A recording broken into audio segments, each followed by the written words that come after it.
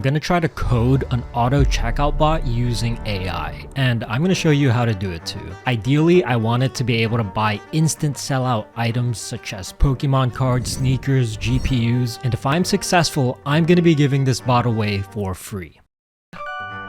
Yo, it worked!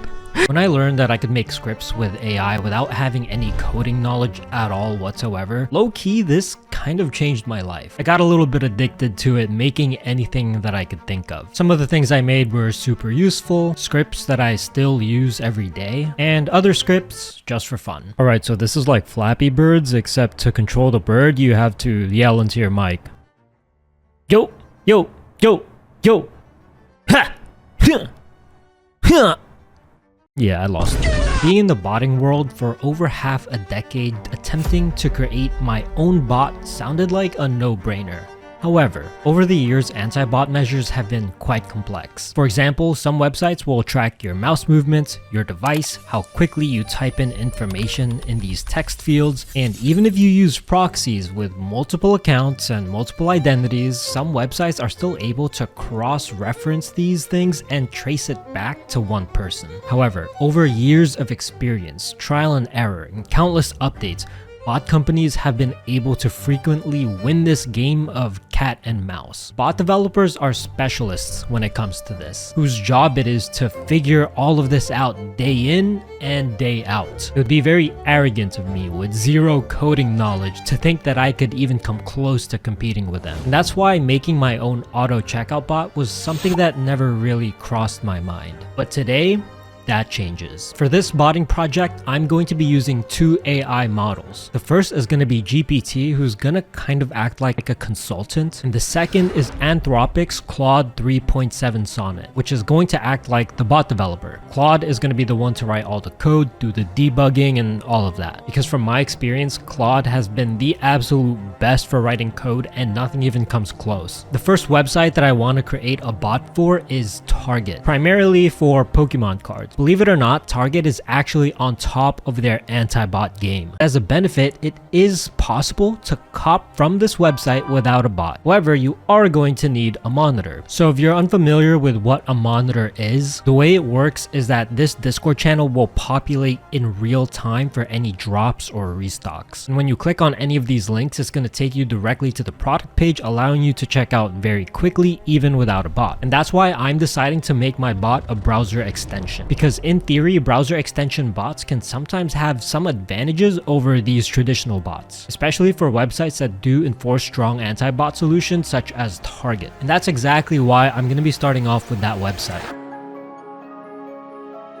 The first step is to figure out what we want the bot to do. So my vision for the bot is that the moment we land on a product page, I want it to complete the entire checkout process for us. I described that in the prompt, and I also want it to adjust the quantity automatically. And I also want to have a separate page where we can put in the billing profile so that it can autofill everything during the checkout page. An on and off switch also sounds pretty nice. When you're doing this, try to be as detailed as possible. And since we're not using GPT to code, I'm just gonna tell it to not give me any code unless I ask it to. So I copy and paste this prompt into GPT, and it gives me a summary of what I asked for. I basically read it and then go back and forth, make corrections and stuff until it describes exactly how I want the bot to function. Once you're satisfied with their answer, I ask it to give me a detailed breakdown of all the features we've spoken about. I just double check for accuracy, and this is what I will give to Claude, who will write the code for us. Can you do this with a single AI model? Probably, but from my experience, GPT is better at explaining stuff in a manner that's easy to understand, and Claude is better at coding. So after it writes all the code, it gives you steps on how to put it all together. Since this is my first time creating a Chrome extension, this breakdown wasn't detailed enough for me personally. So here what I decided to do was just copy the code and then tell GPT, hey, do this for me. This wasn't the smoothest execution, but if anything goes wrong, you can take screenshots of any errors you run into, like, yo, I'm seeing this error, what is it? And then it will help you troubleshoot through the issues. Eventually, it sent me the right files formatted correctly, and we move on to the next step. It says that we have to create some icons, so back to GPT we go. I copy and paste the requirements along with describing what I want the icon to look like. Pop that into the icons folder, and the extension is ready for testing. Alright, moment of truth. Oh shit, it looks good!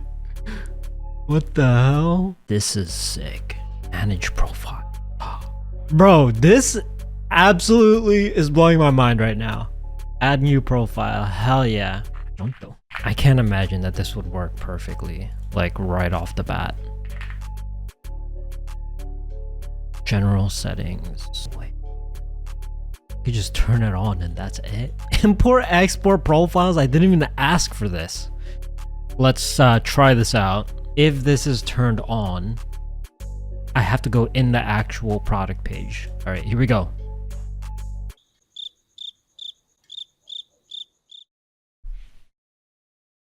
It's not doing anything. Although the bot looks incredible, obviously it's useless in its current state. So going back and forth with Claude, it's giving me troubleshooting steps. By the way, if it's telling you something that you don't understand at all, you can just say, hey, I don't understand. Can you break it down in simpler steps? Since we are going to be making revisions to the code, we're gonna need a text editor. One of the most popular ones, and the one that I use, is Visual Studio Code. So if you open these files with Visual Studio Code, you'll see everything that's in it. Because this extension literally did nothing, I'm giving it a bit of a hand. I'm identifying the HTML elements that make up each button and passing them onto Claude. So just as an example, if you press Ctrl-Shift-C on any website, it lets you inspect the code of whatever it is that you're hovering over with your mouse. Let's say I want to figure out what code makes up a specific button. Just hover over it or even click it, and it will highlight the corresponding code on the right. In a way, this block of code acts like a unique identifier for the button. So we give this information to Claude so that it knows exactly which buttons to click when constructing the bot, and I'm basically just repeating that process for every relevant button. The more information the AI has, the better. After it gave me the revised code, I opened the relevant files with VS Code and I just copy and paste the changes. For instance, here I'm opening content.js and I copy and paste the new content.js code from Claude into the text editor, replacing the old code. Save it, and you just repeat that for all of the other files. It's like playing with a shape sorting toy.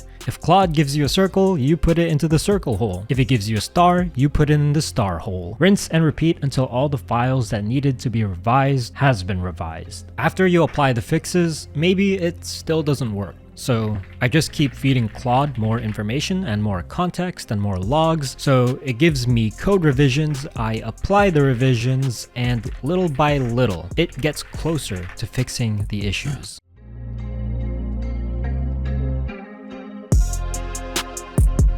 Oh my god. Oh my god! It's going through it! We just went through the first step. And there's a whole lot more. It became obvious to me that this is going to take a lot longer than I expected. I had to troubleshoot every single action. Sometimes these code revisions are completed in a single attempt, and other times it can take several tries. As long as we're making progress, eventually the entire checkout process will be completed automatically, I think. After several hours, this was the result.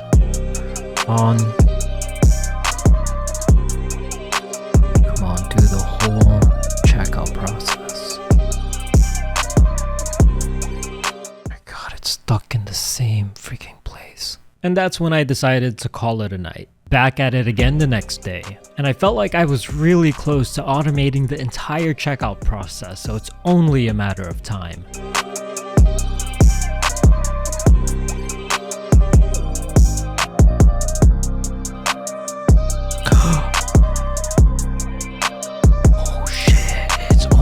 There.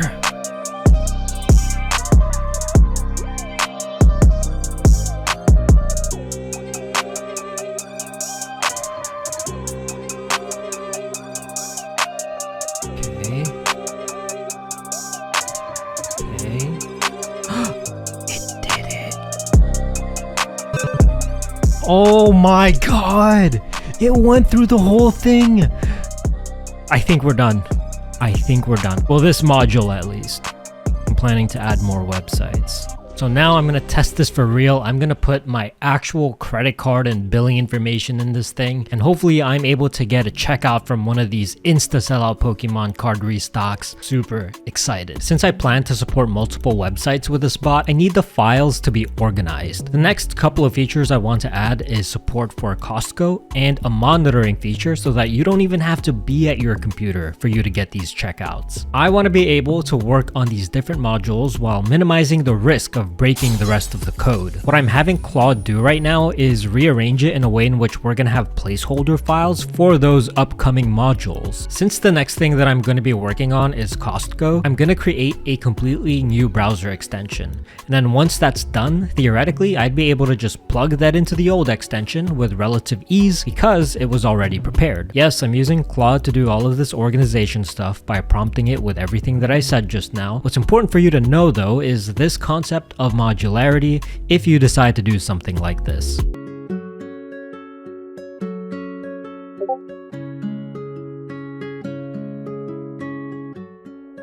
Target.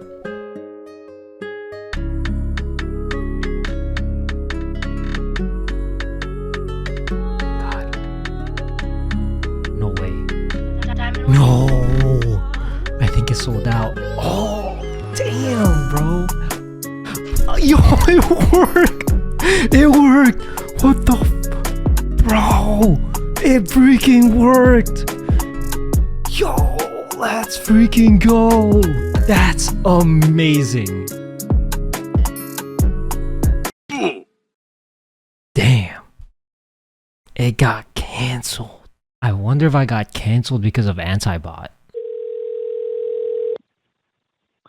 Hello, thanks so much for calling Target.com. My name is Abner, Senior Specialist. One of my recent orders got canceled. So, well, on our answer, unfortunately, the system is showing that it is due to availability. Oh, so it went out of stock when I ordered it? Correct. Yeah, it looks like it is a really high demand product. The system, in the past, the moment that yours were processed, so the system, the actual system confirmed that they are out of stock, so that is the reason why they were canceled. And well, as I mentioned, under any it says reason why it was canceled, it says policy, item demand, out of the stock. Although I struck out this time, the bot clearly does work. So before I continued, I decided to give this bot to the Polar Chef's Discord. And not even a week later, someone had copped 3 Prismatic Evolutions booster bundles using the extension.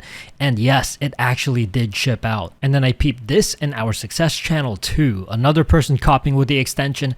And there's also a lot of people who have been very successful on Target since then, but it's a little difficult to say whether or not these were a direct result of the bot, and that's also only accounting for people who do post in our success channel to begin with. Nevertheless, this gave me a lot of motivation to keep going. In other news, towards the evening I learned how to do something that would undoubtedly fast track my progress moving forward, and it's an absolute must for anyone looking to work on any complex projects using AI. Instead of copy and pasting code from the prompt responses into your text editor, you can actually use a VS Code extension called Klein, which makes it so that the AI will do all of the edits for you inside the editor. The difference that this makes is akin to a mechanic telling you how to fix your car over the phone, but with this, the mechanic is there in person fixing your car for you directly. With this discovery, I'm adding a new AI model to the team, which is Google's Gemini 2.5 experimental. So I'm switching between this and Claude to do all the coding, and GPT is still there in case I need help understanding something. Despite this huge breakthrough,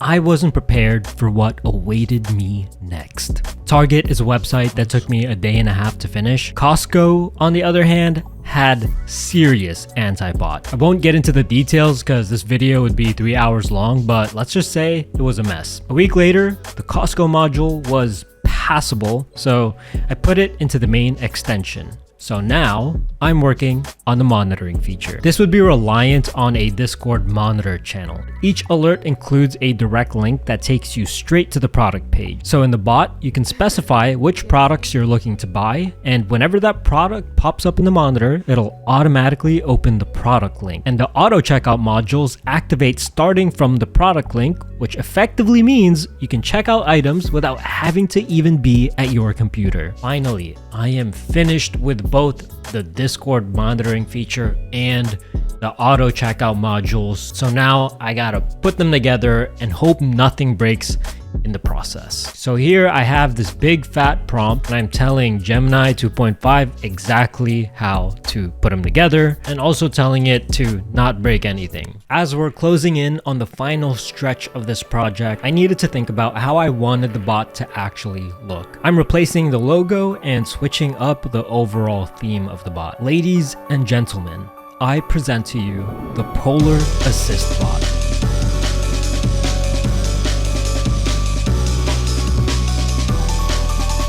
This was it, or so I thought. When I started testing it, the Costco module broke and it was getting stuck on the last step of the checkout page, but after a few more days, I was able to fix it. And then I realized the Discord monitoring feature had a bug. And after I fixed that, Target stopped working, and when I fixed that, Costco stopped working again. After about 5 more days, I fixed everything. Everything was working. And then during what I thought would be my final test, the Costco module broke again. And then I gave up. This definitely has something to do with Costco's anti-bot measures because this bot has several fallback features. I didn't change anything in the code from the time it was fixed to the time that it broke. One day it's working consistently, the next day it isn't. So I just left it in its inconsistent, incomplete state, but Target and the monitoring feature are still working very, very well. If you want to download this bot for yourself, the download link will be in the free Discord in the description. And then you go to the guides channel and then navigate to Polar Assist bot. And in that channel too, it will have a full step-by-step guide on how to use it. You'll get access to the Target and Costco modules, but the automatic monitoring feature will only be exclusive to the paid Discord. However, in the free Discord, you will get access to our Target monitor, so you can use that monitor for completely free alongside the bot. So long as you're paying attention to the monitor and you have the Polar Assist bot installed in your browser, you'll still have a decent shot at copying items from Target. I know I said I also wanted to potentially get sneakers and GPUs, but I'm tapping out for now. Maybe sometime in the future. Although this bot is already a huge help, if you want to learn how to actually get Pokemon cards for retail price on a consistent basis, check out this next video and consider joining our Discord community. I'll see you guys in the next one.